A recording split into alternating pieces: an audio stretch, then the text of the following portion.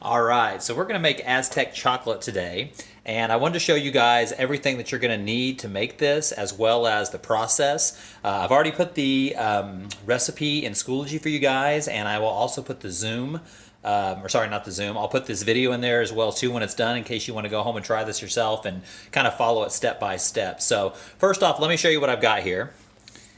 First thing is I have my recipe, which I've got here, and your recipe is going to vary. In fact, when you guys go online to do this, you can decide how many people you're cooking for and basically adjust the recipe itself there. So I'm making enough for the entire school in 5th grade, so I've got to make a really big batch. I've also got my measuring cups. I've got my saucepan that I'm going to use to boil the water in. I've got my peppers that I'm going to use to put the seeds into and stuff, and I'll show you more about that. I've got my vanilla extract, and I've got my unsweetened baking cocoa to use, and then of course I've got my strainer as well too, which I'm going to use whenever I strain the seeds out of the liquid. Therefore there's no seeds in your actual beverage drink that you're drinking there. So those are the first things that you're going to have here. So first thing I'm going to do is I'm going to go over to my pot here that I've already got some water in, and I'm going to put several of my peppers in there to start according to my recipe. So I'll show you here what I'm doing.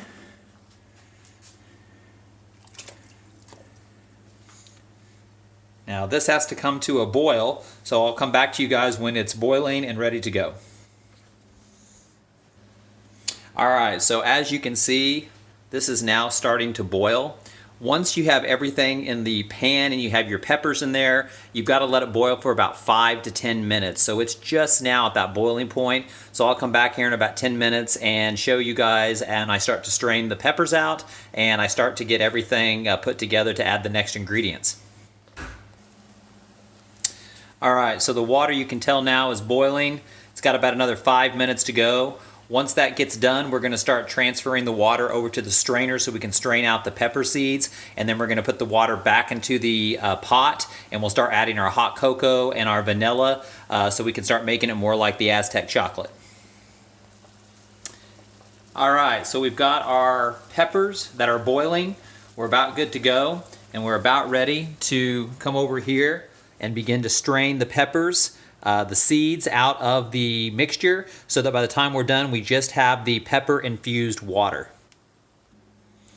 Alright, so as you can tell, I've just turned the temperature down on the stove, and I'm ready to start transferring my pepper water over to the strainer to get rid of some of the peppers and of course the seeds as I strain it. So I'll let you watch me here as I do this first batch.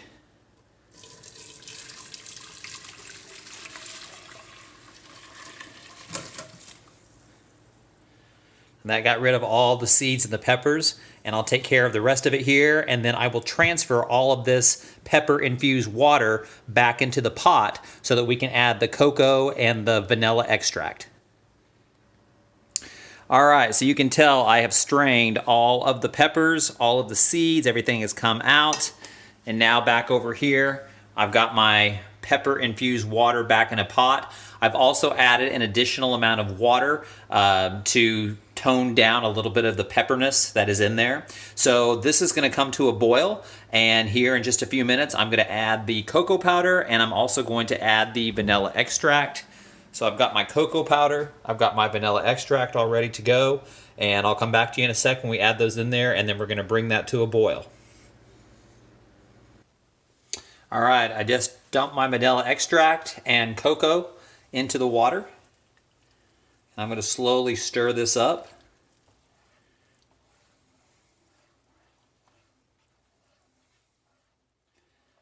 Now this is going to come to a slow boil, and then once it does, I'm going to let it cook for about 5 to 10 minutes, and then I'll come back to you guys and show you what we've got.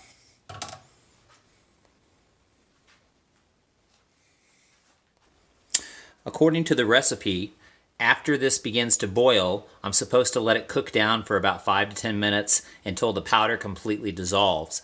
Then I'm going to transfer it into some different jugs, and then of course it's got to be chilled, so it's going to be refrigerated overnight.